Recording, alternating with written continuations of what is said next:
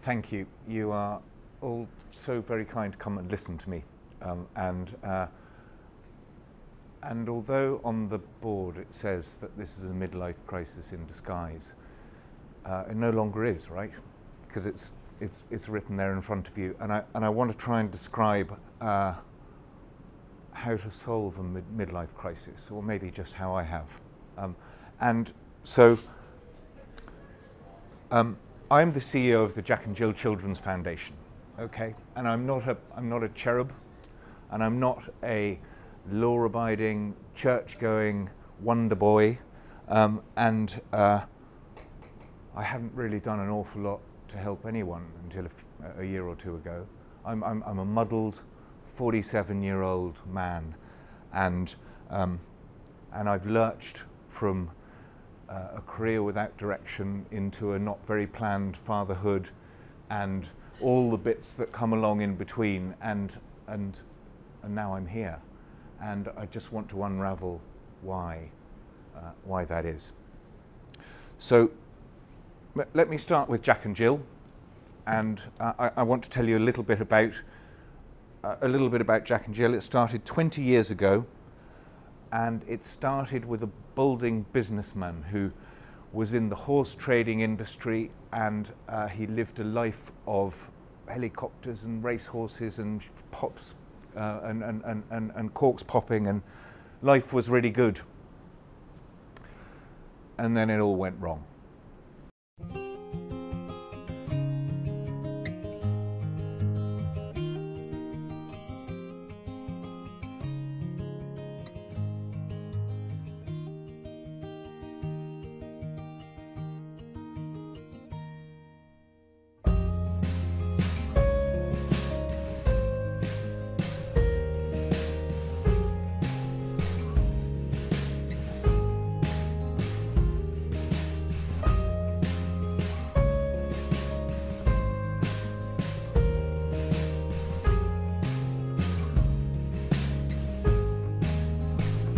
You said I am the devil, boy, but come with me and we'll make many storms.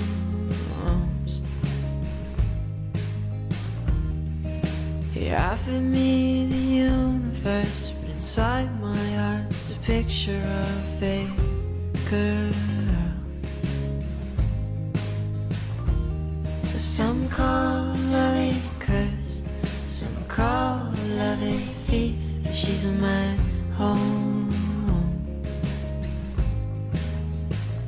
and she's as much a part for this broken heart. See, broken bones always seem to mend.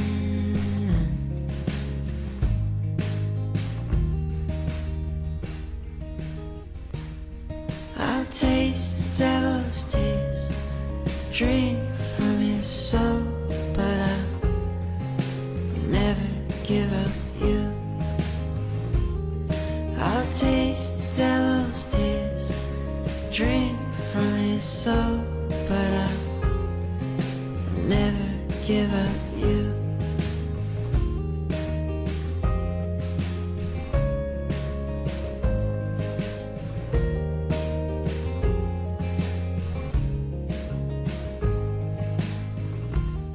Some call love a word, some call love a thief, but she's in my home,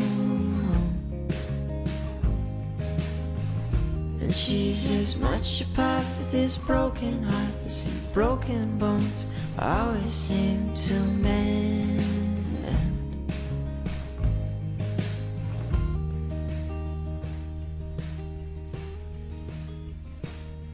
I'll taste the devil's tears, drink from his soul, but I'll never give up you.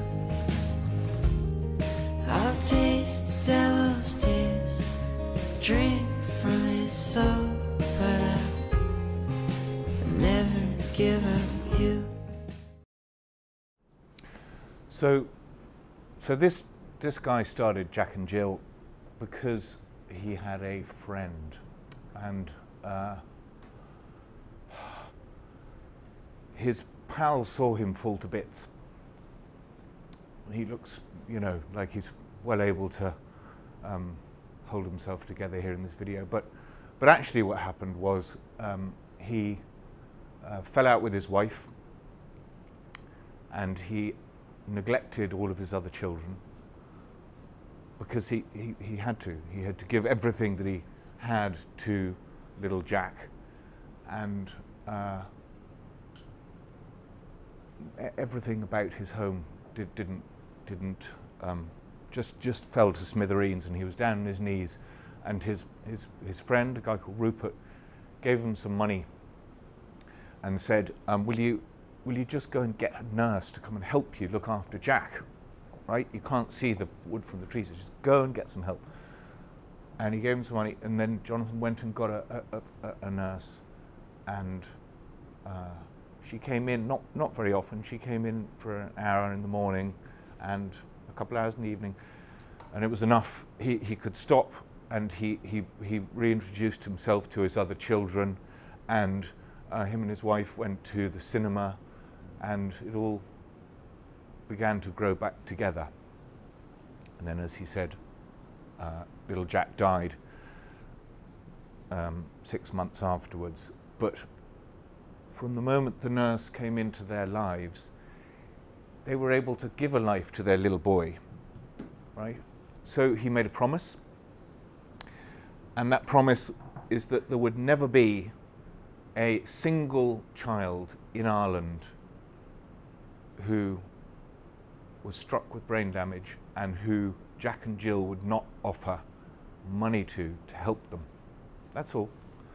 And that promise is my job now. It's a really nice promise to fulfill, and not all children want our help. Not all children want a nurse in their home because they've got grannies, grandpas, or uncles or aunts, or people in the community will come and help, but it's there for anyone.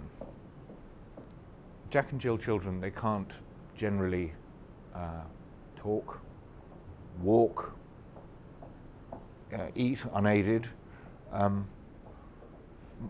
Most of them wouldn't see their first birthday, just under half. Under half of those who survive, they don't see their second birthday. And then fate does this horrible thing to all their limbs. They become gnarled up like the branch of an olive tree. You know, it's a world where people who have well children, and hopefully that's going to be the case for everyone here, they never get to see it. But it happens, and it happens around about 450 times a year in Ireland. That's quite a lot of babies who need help. And as Jonathan said, back in 1996, once you took your baby out of hospital, you no longer had a right to medical help from the state. Once you took your baby out of hospital, you're on your own. And so when he alluded to bringing Jack back into the hospital, that is exactly what happened. He went back into the neurologist who had told him that his son Jack had brain damage, and gone, I need help, what can I do, what can you do? And the neurologist went, you can abandon your little baby boy here in the hospital and walk out the door, and we, the state, will be forced to look after him until he's dead, or you're on your own. That was 20 years ago. And so he set up Jack and Jill, and he raised money to help as many people as he could, but he also did another thing. He became a raving lunatic at the door of the health service executive, and he built a team of nurses around him who were able to argue and fight that the regulations change and that the HSE do offer help and they do recognise the rights of a child. He changed paediatric home care forever. Jack and Jill did, and that's no small feat. And now the HSE, they do offer help. they supply money and they finance nurses, and it's good-ish, but there's a problem here with our nurses in Ireland. You've probably heard it on the news endlessly. We make the best nurses in the world. We think we do anyway. And then they all leave, and they go to Perth and Dubai and Toronto, and they go there maybe because it's sunny, but they also go there because they are recognized as being incredible nurses. They're given responsibility on the wards. They're treated with the diligence that someone who's trained for that long and that well should be. And they're paid. We pay our nurses less than a barman in Dublin. So a nurse gets around about €15.40 an hour after all the bits have been taken away. So no wonder they all go to Dubai and Toronto and Perth. And you know, they're recognised for how wonderful they are. So what happens is that even though the HSE are able to provide the money, they can't find the nurses. Except we can. And the reason we can is that we have a pool of about 1,000 nurses all around the country who already have jobs. They work in doctor surgeries, some work in hospitals, some are on call. And because they're badly paid, they need to moonlight. They need to do more work.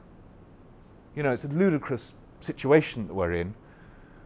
So they'll come and work for Jack and Jill. They'll do, you know, 10 hours a week so that they can earn a little bit more money so that they can pay their way. And the other thing they like about Jack and Jill is this. We don't delay the process of giving help when someone says help. So you ring up the HSE and you go, hello, I need help.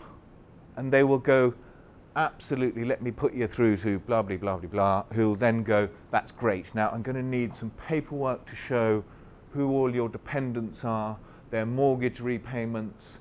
I'm going to need you to fill in form P432, P433, P433, and so on and so on and so on. And we'll get one of the case officers to have a look at that, and we'll be back to you in a week, and then we might need to get someone to come and look at your family and see how big your house is, and then in a few months' time we should be able to get someone into your home to look after you. Or you go, hi Jack and Jill, I need some help, and there'll be a nurse there in half an hour. And the nurse will be there in half an hour without having done, and this is important, any of the due diligence. We haven't checked out whether or not actually that family is going to take the money that we're going to give them and go down the pub and get thoroughly pissed. And the reason that we haven't is that we know what these places are like and what these people are like, and that they're on their knees and they're crying. They're not there trying to rip off a charity, and they're not there looking for a way of taking a bit of money off charity to repay their mortgage, and generally they're not going to ring if they're billionaires. They just want help, and that's why the Jack and Jill service is able to work. We also don't ask whether the mum is a traveller or an heiress. We don't wonder when it's a Latvian lady who answers the phone or who's on the phone whether she's turned up on a plane an hour ago and is using the benevolence of a charity. We don't ask any of those things because you have to believe in humanity and in the goodness of people. And in the world that we're in, Jack and Jill, with these sorts of things happening, you get people at their most stripped down, basic skeletal kindness, just human beings trying to help other human beings. And that makes it a really beautiful place to be in.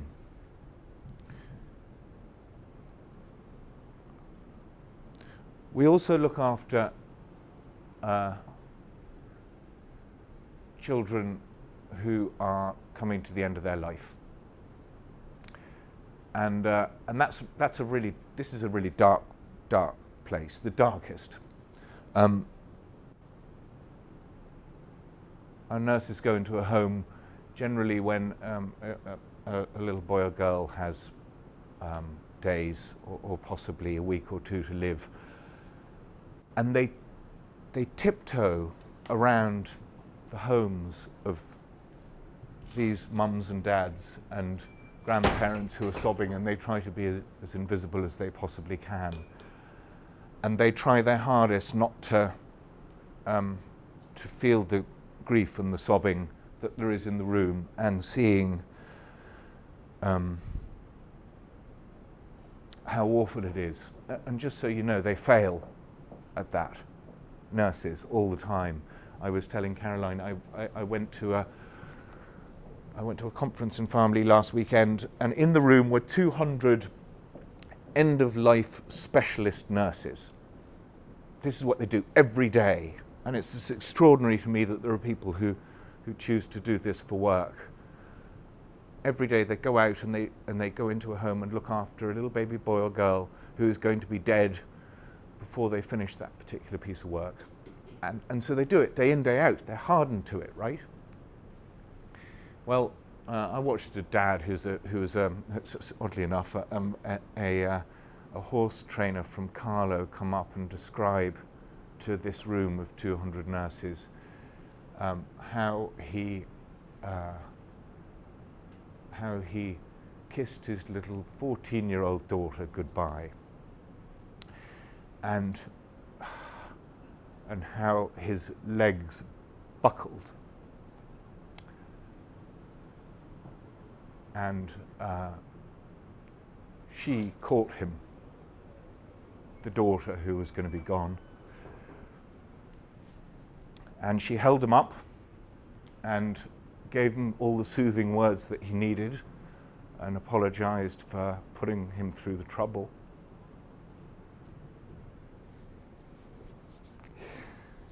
And 200 nurses were like I am now, except their cheeks warm with tears. Okay, so every day I go out and I find investors. That's what I'm going to call people who help me to raise money. I go out and find investors or social entrepreneurs or grandparents who want to help, or folks like you, and I need to make something really clear. When I talk about folks like you, I mean people who don't have to. People who do not have to.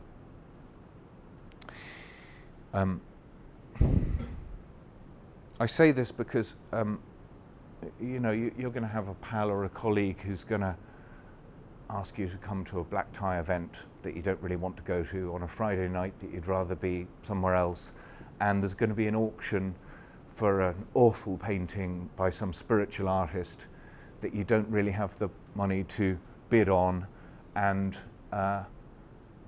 you're going to sit there wondering why you're not somewhere else, and possibly you'll go home at the end of that night thinking, well, it was good, I did some good. But you didn't do some good. You went to something that you didn't want to go to, and you didn't really want to participate in, apart from to help your pal or your colleague. You did it out of this funny sense of duty, and I want to get rid of that. I don't want to be in a world where you have to pour a bucket of ice water over your head to raise money for the kids that we look after. I don't want to do that. When I was downstairs, I saw a slide from Movember, and there's a few takers here. But I tell you what I thought about Movember and what I think about Movember. It changed my life. It helped me ended up where I am now. And this is the reason. People seem to want to do whatever those Movember lads are organising. You know, they're not chasing after you. I mean, they ask you to grow, you know, moustache if you can, But mostly, and I know them all, mostly they just seem to have parties. They seem to make good parties and have good fun, and everyone wants to hang with them. And very few people know that it's about male cancer. They just want to hang out with them because they're loving life and, you know, making good. So when I was thinking, and this was quite a few years ago, about coming to work for Jack and Jill, I came knowing that I wanted to get rid of the golf classics, and I wanted to stop the bucket shaking, and I wanted to change it and replace it with things that I like doing, and maybe you like doing. In fact, what I'd really like is for you to be chasing me down the street, asking if you can come to one of the things that I am involved in. That's what I'd like. And I'm working on it. I should explain that before I was in Jack and Jill, I worked in the arts, and when I decided to have a bit of a change of scene, I didn't want to stop doing what I did, because I love the arts.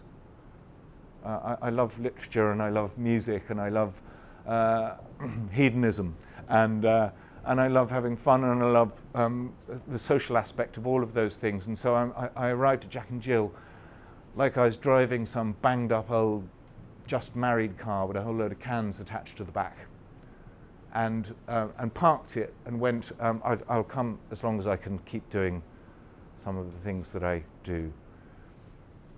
One of them that Caroline mentioned is called the Boris House Festival of Writing and Ideas.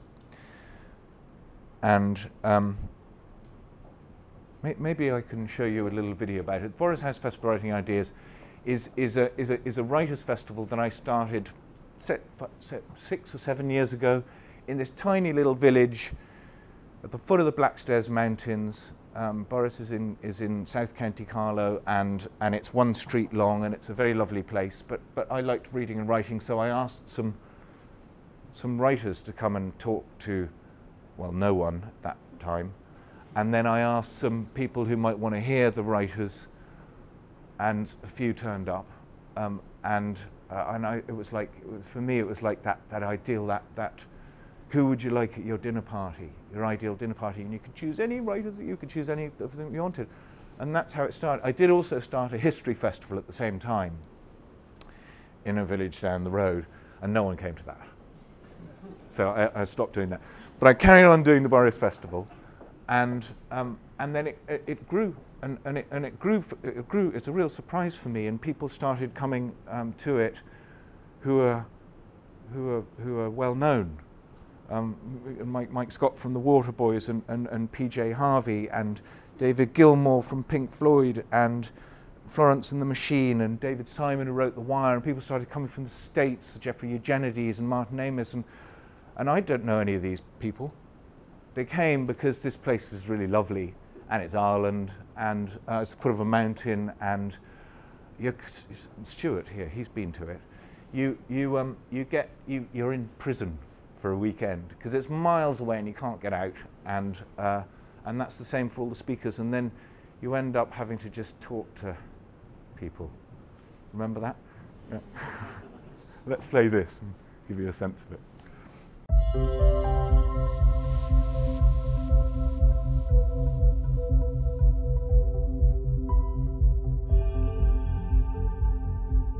It's not that it's not structured, it's carefully structured.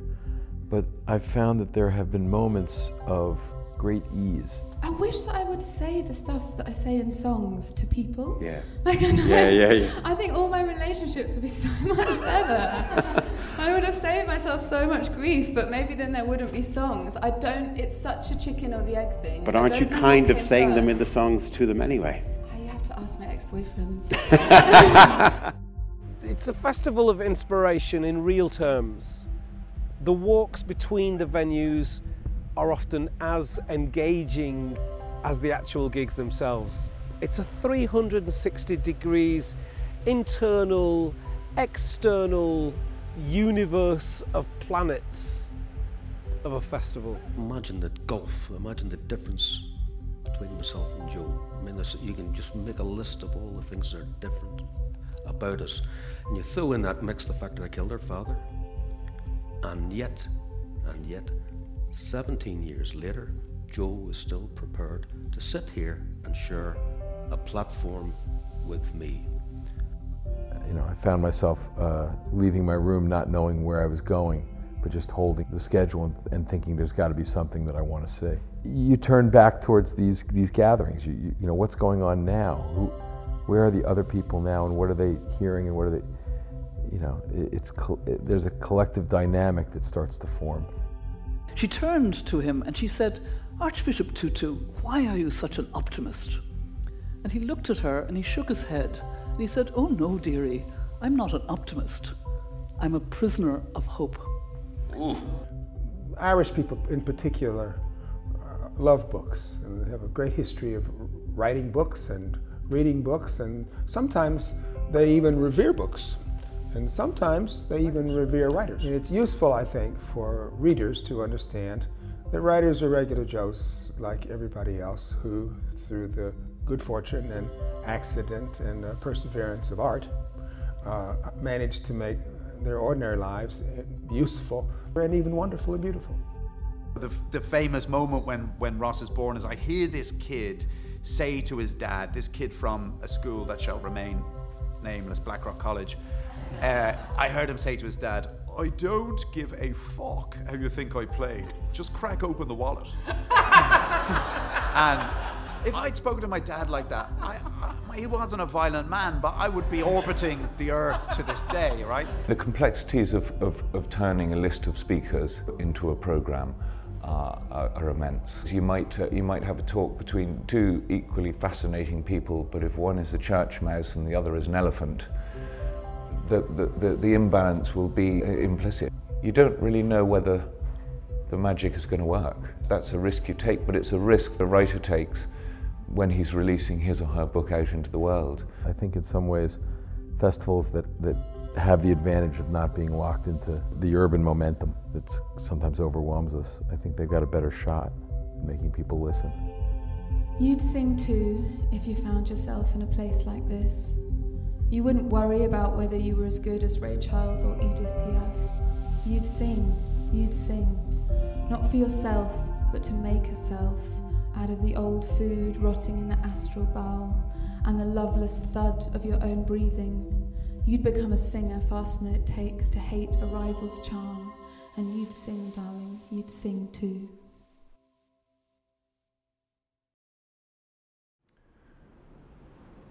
This is why this short video is important today, because I said it's been going for 6 years. For the last 2, Jack and Jill have become the beneficiary of it. And it'll grow, it'll get bigger, and it'll provide more. I also worked, and still do, in the Electric Picnic, which is a music festival in Stradbally each year. And I have a weakness for live music. I've always loved being involved, and I can't play anything. But I program about 150 bands each year into Electric Picnic and Longitude. And now in Electric Picnic each year, Jack and Jill raise around about 30,000 euros, maybe 35,000 euros. And we do this by, we have a stage called Play the Picnic, and it's a voting system for bands from around the country, and you text in 53104 if you want the band from Athy to play, or you vote for your band. And Jack and Jill get all the money, and then the stage is programmed by the most popular around the country. And we raise money by asking people to cycle from Dublin down to Stradbally, which sounds like a really long way. It's not, it's about 80 kilometres or 85 kilometres, and I don't know how many of you are cyclists, but, and they probably haven't told you, cycling is really easy. I mean, it's not, it's not like running a marathon or anything. You're on a bike on wheels. It's straightforward. So you cycle down, and then you get given foot massages and tickets to this and this and that and the other, and it's great. People want to do it. It's really super. And then some of you guys, they're all sitting in the back row, come down and run a bookshop for us in the minefield area of Electric Picnic each year. And it's small, you know, they're not enormous earners, these, but they're lovely and they're fun. And I think it's fun. You know, it looks quite fun. So there's a little bit of book selling, and then off you go and enjoy the rest of it. And so hopefully those who go down and do that, they're going to want to do it again and again and again until they've grown too ancient to go to the Electric Picnic. But that's another thing. And so I suppose I joined Jack and Jill knowing that I wanted to rather pompously become a cultural innovator. I wanted to smuggle all of my hobbies into my job. I wanted to take everything that I really, really like doing and turn it into something that's going to help some people. So I might tell you about a couple of other things that I have going on, and it'll give you a little bit more of a sense of how this is, how incredibly easy it is to do this. We have a project called Incognito, and we ask artists to make a postcard this size, which is, we send that out to an artist and we ask them to paint it and then donate it back to Jack and Jill. And last year we got 1,600 back, and 300 or 400 of them were just so awful. We didn't know what to do with them, but that's cool. Someone painted them. My 11-year-old boy painted one of them, and it was one of those ones. But in it went. And we also asked 50 well-known artists. We didn't go and ask Bono or any of those. We went and asked actual artists, 50 of them, to paint a postcard to and donate that to us. And we did. We got some quite well-known artists. And we exhibited them all in the Solomon Gallery for a 5-day exhibition. But we exhibited them anonymously. And then everything was 50 euros. And we had to shut the exhibition after one night because they were gone. 1,500 pieces of work sold overnight. The biggest exhibition that we know of that's ever happened in Ireland. I was so furious. I worked in the arts all my bloody life. Turn up in Jack and Jill and there's a queue around the block for 3 hours to get into a visual art show. And the reasons that it worked, there were some really nice dynamics about this. The reasons that it was so great were this. Firstly, there were 1,500 people who had sat down with a postcard and done something for a charity that they liked doing. The second was that something difficult happens when you go to an exhibition. This is what happens. There's 10 or 15 works of art on the wall, and you go and look at the piece. Here it is, and you give it its due attention, and then you look at the card down here that has the name and maybe a price, and you try and look at it without people seeing that you've looked at it, and you know you try not to let your knowledge or lack thereof become known. And then you do it to the same 15 times over. You have to give the attention to every single. Why? Why are you under the obligation to pay homage to every single one of those pieces of work when you don't necessarily like it? Okay. Or you walk into a room where there's 1,500 postcards on the wall, and you're imbued, you're liberated to walk past all of them. You don't have to know anything about any of them. You don't have to know which one is the Sean Scully. You can just go out, and then some of them will bounce out at you, and you can like 10. Let's say you like 10. And then you can also hand over a 50 euro note and get an original piece of art.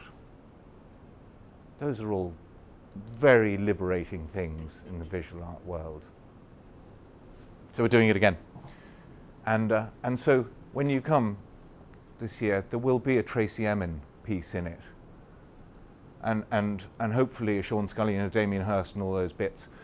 And more fool to you if you think that you're going to come in and recognise which one the Tracy Emin was, because something also gorgeous happened last year, which was the first guy in the queue, who was a gallery owner from Mullingar, spent the night outside the gallery. Actually, 4 o'clock in the morning is when he began queuing, because he knew the piece that he wanted. 2 pieces, actually. Doors opened, in he came, he got them, the news cameras were there, he was filmed holding up his treasures, everything was great, but he bought the wrong ones.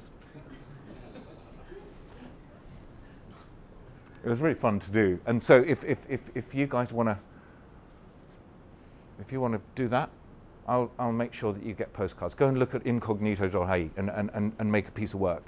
It's a super initiative. I have this other one I was talking to Stuart about briefly beforehand, which is that I'm going to install swear boxes into every Paddy Power bookmaker in this country. They'll be in about 2 or 3 weeks' time, and it's a dilemma for me, because I run a children's charity, and yet here I am in a gambling shop doing something around swearing. And no, not every fibre. Half the fibres in my body are going, I'm going to get in trouble. In fact, as I was saying, some of my board are not with me. They're abstaining from the responsibility. But I'm going to do it because it's a maverick bit of crack, right? There's some mischief, and there's also some money. So Paddy Power, they promise they're going to enforce this. They're only going to ask the people who are winning, whose horses are winning, or whose football team wins. They're not going to ask the ones who lose. They're going to. So when you're there and you effing blind, and in fact the boxes, upsettingly for my board, say effing blind all you like. It's for Jack and Jill, and then in very small writing at the bottom it says the Jack and Jill Children's Foundation, trying to cleanse the language of the nation. I don't know, it might work, right? So this is why it might work. If a fiver ended up in each box, then of each of those Paddy Power shops, then we would get close to €1 million a year. And that means that we're going to completely change the service that Jack and Jill are able to give. So it's worth the risk, right? And next time you have the CEO of Jack and Jill talking, I hope it's me. Okay. I've got this other thing that I really want to do. There's sometime around now, there's a whole load of Santa Clauses who get on bikes and go for a cycle. I'm not quite sure what they do. They cycle from somewhere to somewhere for another wonderful charity, and I really like it. But I saw on a piece of film recently an illuminated nighttime bike ride, and it's a piece of art. So you get your bike and you pimp your bike with every reflector and Christmas light and flashy whatnot and wind turbine thingamajig, and then you get into a suit that's also made of lights and a hat and all the rest of it, and then there are 4,000 of you, and you cycle from the Wicklow Hills or from Phoenix Park down, and you weave in and out of all of the neighbourhoods of Dublin. We're not going to be going down O'Connell Street and Grafton Street along the quays. We're going to go into Stony Batter, and we're going to go into all the places where people live, in and out, this beautiful procession of nighttime cyclists. And the reason I love it is that we you know, you guys all live in this city, and tragically we don't have a night mayor. They have a night mayor in Amsterdam, Paris, Zurich, a couple of other places I don't know where. And the night mayor's job is to make these places come absolutely alive, these cities that we live in after dark. But so far we're kind of stuck unless you go to the pub or go to the Greyhounds or go to the cinema. You know, there's no, and there needs to be loads of these things all around our town, these beautiful installations that are going to make you go, God, I love living here. I really love living here. And then also Jack and Jill get a few bob for it. Okay? I guess what I really want to do before I ask you to ask me any questions is to say that I bounce out of bed to go to work. You know, I really love doing what I do, and it's my job to go and get money from bright, beautiful, happy, uplifting places, and then bring it to dark, harrowing, desperate, sobbing households, and put it on the kitchen table and walk out the door. And that feeling is like opening the shutters in a room and the light just comes flooding in, you know, relief. Mums who raise their heads and let the sunshine dry the tears from their swollen eyes, or dads who take their head out of the cupboard under the sink where he's pretending to plumb the sink for the last month and come and look you in the eye.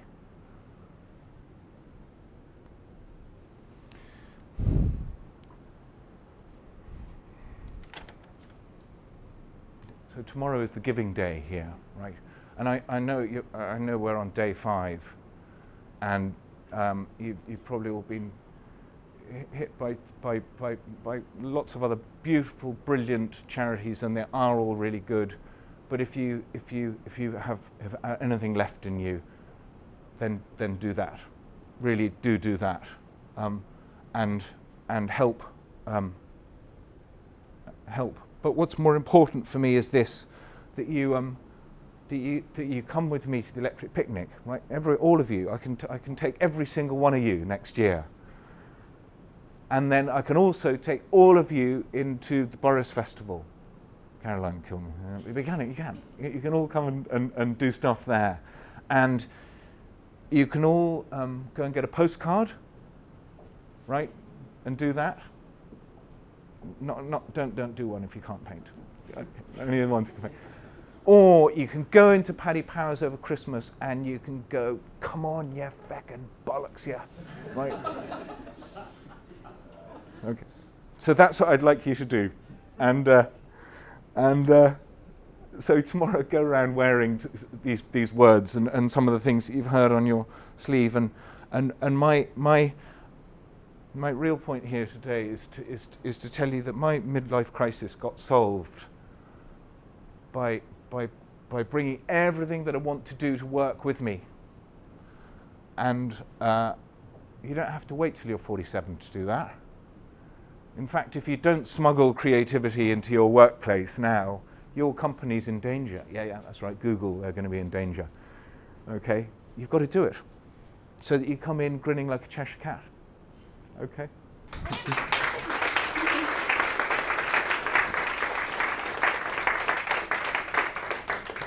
Hugo, that was wonderful. I don't really know where to start. It was very moving and inspiring, and I think we should all go to Burr's house next year, or in June, or it's going to be June this year. I'm going to ask 1 or 2 questions to warm us up, and when you're ready, you can either grab a mic from me or from Wilfred. Just make sure you get a mic though, so that we hear you, the recording. So, what a great way to close our speaker series, and to hear from somebody who also runs his own speaker series. So I'm sure, like a lot of recurring members in our audience here, favorite moments that we've all had, but have you had like a favorite moment or experience with Burr's house that you can share with us? Yeah, I could share a couple. I got to give PJ Harvey a hug, and that was great. But the hug that I got from PJ Harvey came with her saying into my ear that she had writer's block, and now it was solved. And I love that moment. And then I had another moment where I was standing beside Martin Amis, who's a writer that I grew up with. He's my, you know, he's the one. He's the man that I'd read his books avidly about. I wondered if I could ever write anything close to what he'd write. And here I was standing next to him. He was smoking a Rollie, and I was there, and there was nowhere for him to go. And so I, you know, this is it. And I go, "Have you got a light?" And then I slunk off.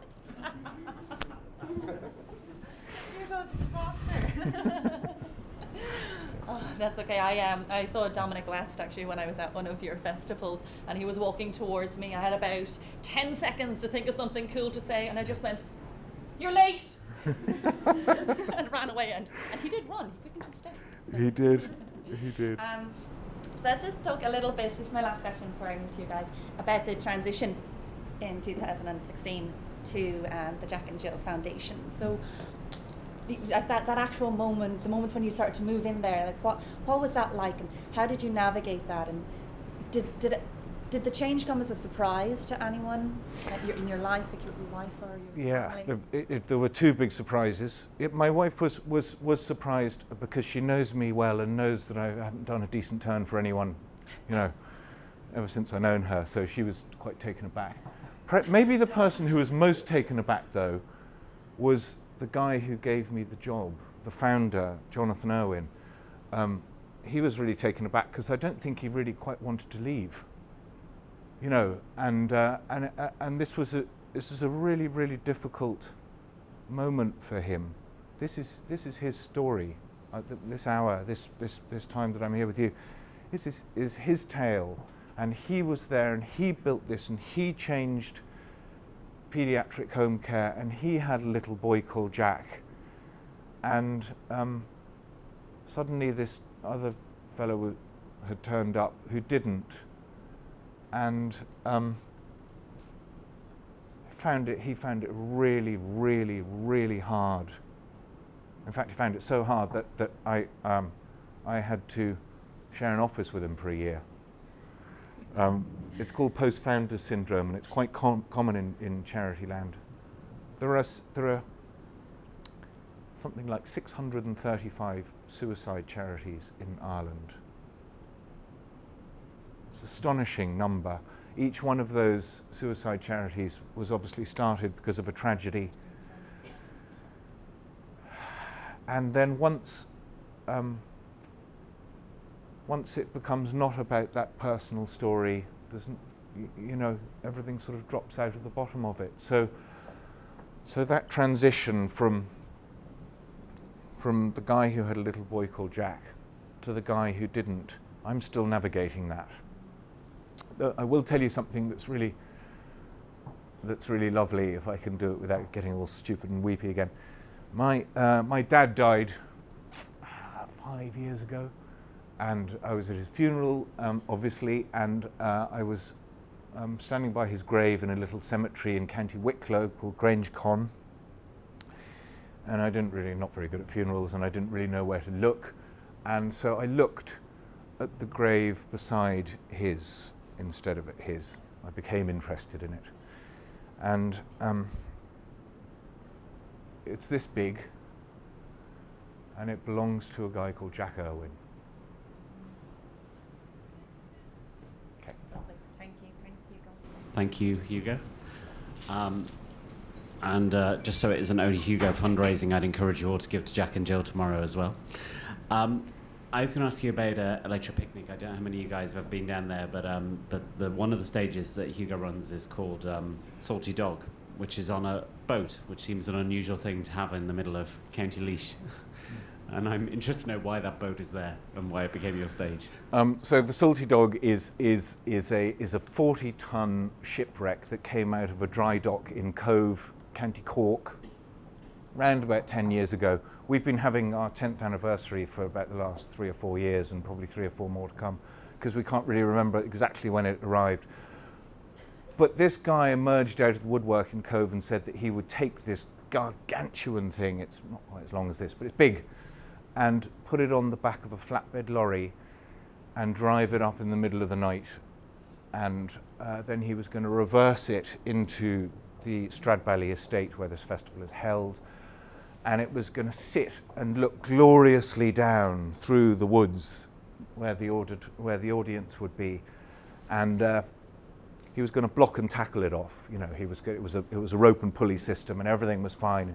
Everyone would stand back and watch this beauty unfold. And as we did, the boat fell off the lorry, landed in the forest at a strange angle, and that's how it came to be there. And it's never moved. It sinks a little further into the forest each year. The deck is flattened. The bands play on the boat. The audience is the sea that laps at its edges, and so this year just gone, we thought the boat must be getting lonely, you know, so we built a harbour around it. This really cool two-story harbour, and then put into this harbour these the sort of things you might find at a harbour side. So we had this dentist this year at Electric Picnic, and he arrived down with some pliers and some electric saws and a really rusty old dentist chair. And as groups of people who were at the festival came down the woods, he would take one of them aside quietly and go, "Would you like me to pull your tooth? Here's a blood capsule, don't tell your friends." And they'd come up. And the person would go, "Of course I'd like my tooth pulled," and lie back in the dentist chair, and this lunatic would come at her with a pair of pliers, yank it out, she would roar, eat the blood capsule, spurt blood everywhere, and all her friends are like, you know, photograph up and off it went, and you know. So the salty dog is like that. It's for all the reprobates, and it had originally got there, to come back to your question, Stuart, because in festival land, the worst thing that you can do is to suddenly end a festival with everyone full of drink and full of excitement, and then ask them to go back to the campsite without getting into a fight. So the salty dog was actually begun so that it could draw some of the crazier people away, and a nicer night would be had by all. Thanks a lot, Hugo. Nice to meet you in person. I was down at the bookshop with Steve during the summer, so thanks for that opportunity as well. I think my question is, I've tried to set up mini festivals, and I've been involved in music and bits and bobs in the last forever. And my question is about your network. So whether your network is important for everything that you do, or whether if someone said to you tomorrow you're moving to a new country and you've got to set up Jack and Jill in that new country, how important is your network and how do you use it? Well, I think when you're 47, you have a network, and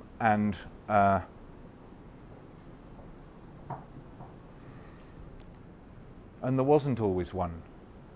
Do you know, when I started the Boris Festival, I knew a couple of writers, most of whom said no, but I knew a few, and I think I was armed with a bravery that only youth gives you.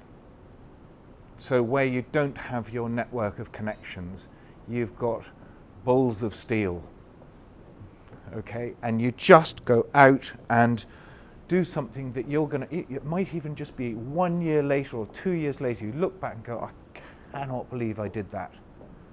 I would never do that now. I actually would never start Boris now. It's too risky. It was my own money. Actually, I say it was my own money. I didn't put anything into it. I just hoped the hell that I wasn't left with a debt at the end of it. And as it happened, I wasn't. And I think networks are also things that don't exist yet but can. You know, people always think that networks are your contact list in your phone or emails that you can get to, but networks are people whose whose email you can get to, and you can write them a beautiful letter. You can make them. And we have people all the time, you know, that incognito postcard idea I was telling you about, that came from a woman who walked into the Jack and Jill office off the street saying that she was bored at home and she wanted to do something, and she had this idea. She didn't know any of us. She just did it. So I wouldn't say that not having a network should hold you back in any way, and I would urge you to use all the bravery that you have to do something really stupid now. You hear often from people who become really wealthy that they had to lose money to realize that they, you know, how valuable it was, and we all become so nervous about doing something wrong or being able to look foolish, and it shouldn't be like that when you're young. You should make mistakes all the time. You should be covered in mud. It's a great question to close on. Thank you so much for your time and your generosity and your thoughts and your inspiration. Let's give a warm welcome to Hugo. Thank you. Thank you. Thanks a million, Carlow.